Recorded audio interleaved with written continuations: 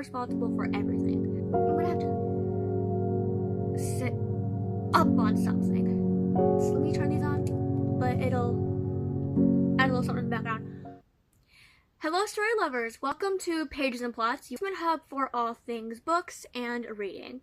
Join me as we embark on this journey of literature, captivating plots, some memorable characters.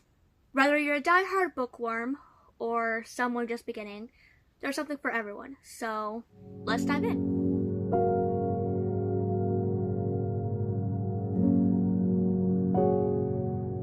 So I wanted the first episode in this series to be an introduction to me as a writer. I write thriller/murder mystery. I also write books about abuse and SA, so that's why I don't let anybody read my books, because it can definitely be triggering. So I write books on the app Wattpad. I started writing in 2018 to 2019 as a coping skill for my mental health, as well as what was going on in my life at that time. If you want to read at your own risk. A lot of books are still being written or under severe editing, and my brain just can't really keep up with that. So the first book is Forgotten Love. So the first book I wrote was a Riverdale fanfiction called Forgotten Love, and it's about Betty and Jughead losing their memory and ending up in the Sisters of Quiet Mercy and encountering abuse from Betty's parents and how they got away from them. Now, this is the only book I have not went back to re-edit, and I don't even know how many views or reads it has to this day. Also, I feel like a lot of Wattpad writers get kind of hated on because the writing is not that good or whatever. That's another thing. That's another reason why I do not let anybody read my books, because my grammar sucks. But I'm learning, so it's like, if you don't like it, don't read it. I don't care. The next book I wrote was called Him. This is an original story. This is the first original story I've ever written, at this far, which this story is about the kidnapping of Emma Dawson, who endures hell, honestly, complete utter hell. I put her through so much, and her keeping secrets about her family and from her family. This was the first original story I've ever written, and the difference is whenever I'm writing a fan fiction versus an original story, my writing is just different. I feel like if I'm writing a fan fiction, I can kind of play around with it and have the grammar and all that stuff not be that good. But when it's an original story, I'm responsible for everything. So this NCIS series is a fan fiction series. I've been working on it since 2019, I believe. It isn't finished. I'm in a huge editing process, and I have 7 books, and I'm still working on the last book right now. I can't say anything about the series, but because it spoils everything.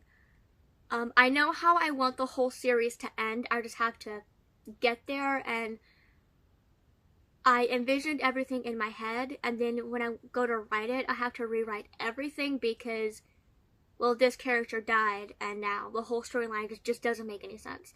So that's what I'm doing right now. I'm currently on, I think, book 4 out of 7 of editing. So, patience, please. Pretty much took my own spin on Gibbs' family and that whole disaster. Yet again, keep in mind that all of my books, every single one of them, have to do with abuse of some kind, regardless of what it is. This is another original story that I am currently working on, and this is about a detective named Clover Williams. Her parents were murdered when she was 8 years old, and she gets a case that comes across her desk, and it seems to be a copycat of her own parents' murder. The story follows her on her journey of solving the case, dealing with her own battle of sexuality, and coming to terms with who she truly is. This is also the first LGBT book I'm writing. I'm still writing the book yet again, so it's not done yet, which is also why I tell people don't read them, because I published them, but they're not all done yet. This is another original story, which is about a detective named Emily Johnson. Can you guess the pattern yet? I love writing detective books. This is about Detective Emily Johnson, and she's from Ridgecrest, California. The story follows her through solving a case about a serial killer named Camo Carl. She was almost one of his victims, but when he abducts her sister Emily, she is forced to confront him, pretty much. That's all for my books. As for what this series will be about, so I mainly read murder mystery or thriller books. I plan on doing a bunch of reading and writing vlogs, book reviews. I plan on using this to hold me accountable, as with all these playlists I created. I know a lot of people are just like, choose a niche and stick with it, but I'm like, no. There's a whole lot more to me that meets the eye, I'll say, because I love fashion and makeup and writing books. There's a lot to me, so this whole channel is pretty much, this is who I am. For a book review that'll probably be happening soon, I'm going to be reviewing this book, which is Jesus Over Relationship. That will probably be the first book review I end up doing. I have to finish reading it, obviously. I am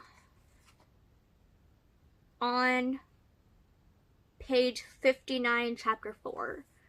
I started reading this like 2 weeks ago. And that's a wrap for the first episode of Pages and Plots. I hope you enjoyed this video. Remember, a reader lives 1,000 lives before they die, so keep turning those pages and explore new plots. Don't forget to hit the subscribe button and notification bell so you won't miss our next literary adventure. Until next time, happy reading.